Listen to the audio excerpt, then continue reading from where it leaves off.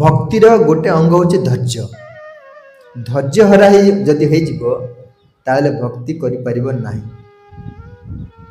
तेणु शुद्ध भक्ति पाई 6टा अंग अच्छे जोटा रूप गोस्वामी उपदेशामृत लिखिं। उत्साह, निश्चय, धैर्य, तत्कर्म प्रवर्तनात् संगतज्ञ शतवृत्ते षड्वी भक्ति प्रसिद्धति। यह 6टा भक्ति पाई अनुकूल। प्रथम कौन कहली? उत्साह। भगवान को भक्ति रे उत्साह रहा। आमर केबे केबे तल ऊपर हो, केबे उत्साहित हो, केबे ये हो कौन हो ढिला हो तार कौन त्रिगुण प्रभाव। 3 गुण भितर आम अच्छे केबे रजगुण प्रबल हो गले दिन ना आज जीवन शोई पड़िया काली जीवा उत्साह कमी जाऊँ रजगुण प्रभाव। सत्यगुण जो दिन थी अति शीघ्र उठिक आसिक जप कर भागवत कथा श्रवण इच्छा हो आम ए भितर कौन हो ऊपर तल हो आम स्थिरता सब उत्साहटा सब रहो कौन करिया पड़ो। तो बहुत बड़ बाधक ए 2टा जिनस तल ऊपर स्थिरता केमती आसे सब उत्साहित कि रहा। हाँ साधु संगे सब इच्छा नथिले मध्य आसी शुणा मन ये न बस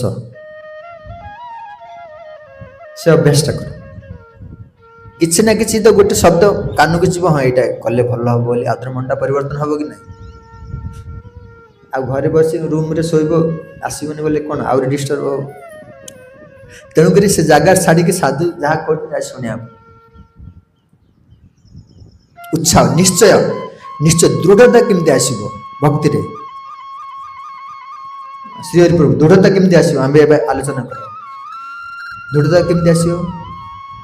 नित्यम भागवत सेवा से कथा नित्यम भागवत सेवा भगवान हरिंकर कथा अधिक अधिक कौन करिया श्रवण कर। आप आज शुणी काली जदि कह काली तो ये कथा कहती कौन शुणा यदि आसला फेल मार्क से आज ये कथा कह काली आउ नुआ कथा कह ए श्लोक लक्ष्य कथा आसो ये गोटे श्लोक गोटे कथा लक्ष्य कथा आस प्रत्येक श्लोकर अर्थ भिन्न भिन्न अर्थ अच्छी ना। तेणुक दृढ़ता केमती आसो ना भगवान कथा श्रवण से कहल नित्यम भागवत सेवा। उत्साह निश्चय धैर्य धैर्य केमती आसो बुंदान प्रभु आम भक्ति राज्य अच्छा भक्ति रे धैर्य केमती आसो नित्यम भागवत सेवा भगवान कथा श्रवण करिया पड़े केमती धैर्य आसो भगवान कथा श्रवण कले केमती धैर्य आसो। गिरधारी प्रभु जानना उदाहरण आदेश प्रभु केमती धैर्य केमती आसो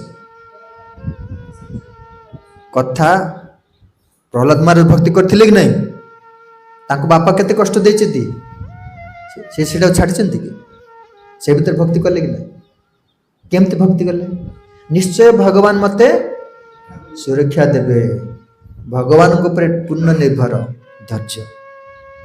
आज ये भगवान को ऊपर निर्भर हेले भगवान आसबे नहीं ये धैर्यशीलतार परीक्षा। अधैर्य हेले किसी कहीपर बहुत किसी कथा आम समय होगा धैर्य उपर किए कौन कही भक्ति विनोद ठाकुर कौन कहते नरोत्तम दास कौन कहते भागवत को आउ किए कौन कहते भक्ति रत्नाकर कौन कहे सब जिन अच्छे ये श्लोक को जब 100 दिन आलोचना कर सर खाली धैर्य उपर 20 दिन जीव भागवत सप्ताह कहते ना किन कथा कहते ये गोटे शब्द भी नहीं 20 दिन कह आप शुणिला भगवान ठार दूरे पारे से धैर्य पलि आसो हरे कृष्ण महामंत्र छाड़ी पारे ना कौन से परिस्थिति विचलित हे ना धैर्य तापरे उत्साह निश्चय धैर्य तत्त कर्म प्रवर्तन सेटा कौन भगवानकर अनुकूल जो कर्म कहुई से कर्म करिया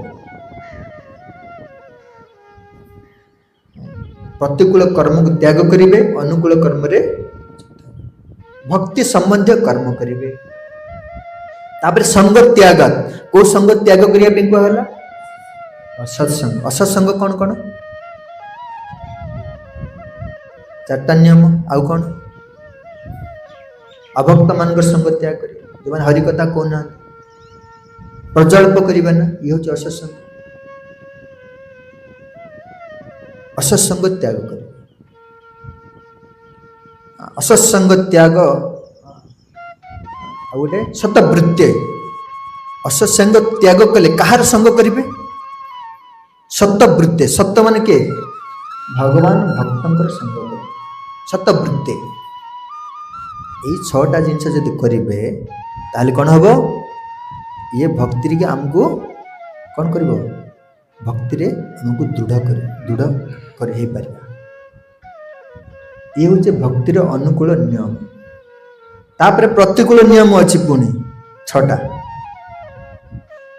कह समय नहीं समय लगे तेणुक ये मुचुकुंद महाराज कौन कले बद्रिकाश्रम गले साधु संग कले साधु संगरे हरिकथा श्रवण कले तापर स्मरण कले एभली भाव में मन को भगवान ठार स्थिर करी शुद्धि हला तापर भगवत धाम को कृष्णा हरे कृष्णा कृष्णा कृष्णा हरे हरे हरे राम